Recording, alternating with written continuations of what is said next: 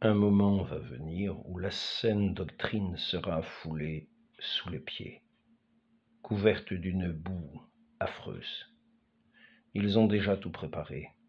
Avant même la grande crise, ils vont inventer des doctrines infectes. Et la plume de l'enfer, trempée dans le venin des damnés, va les reproduire en France, pauvre et cher royaume. Cette criminelle doctrine va empoisonner les jeunes cœurs que j'aime tendrement. On va jeter de côté la vraie foi. On ira plus loin encore. On fera marcher sur la Sainte Écriture un grand nombre de ces jeunes cœurs.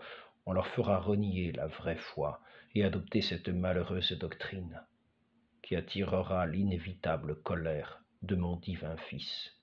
Cette doctrine prolongera longtemps son effet sur de nombreuses familles qui ne seront sauvées qu'après avoir reconnu leur affreuse erreur.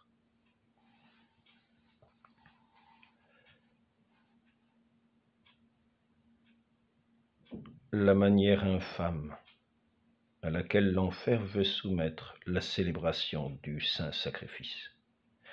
Et cela prochainement, dit notre Seigneur.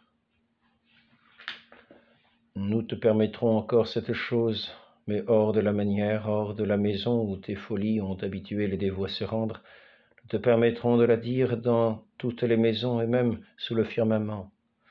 Voici la manière que le temps présent t'imposera comme une loi. Je vois que pendant un temps assez long, tout saint sacrifice sera interdit. Les églises deviendront un refuge pour les animaux. Elles serviront de salle de plaisir, où l'enfer viendra danser avec pour chant des blasphèmes. Mes enfants, dit le Seigneur, que rien ne vous surprenne. Le soleil ajoute qu'il ne restera aucun vestige du saint sacrifice, aucune trace apparente de foi. La confusion sera partout. Le peuple sera dispersé, comme fou sous la douleur et le meurtre. Ce sera pis qu'à toute autre époque passée. Beaucoup auront encore la foi, mais elle ne sera pas forte pour résister, quand ils verront ce que nul ne peut se figurer. Toutes les œuvres approuvées par l'Église infaillible, un moment cesseront d'exister telles qu'elles sont aujourd'hui. Elles n'auront rien perdu de leur grandeur, mais elles seront comme si elles n'existaient plus. Le deuil de l'Église enveloppera tout ce qui ranime la foi des fidèles.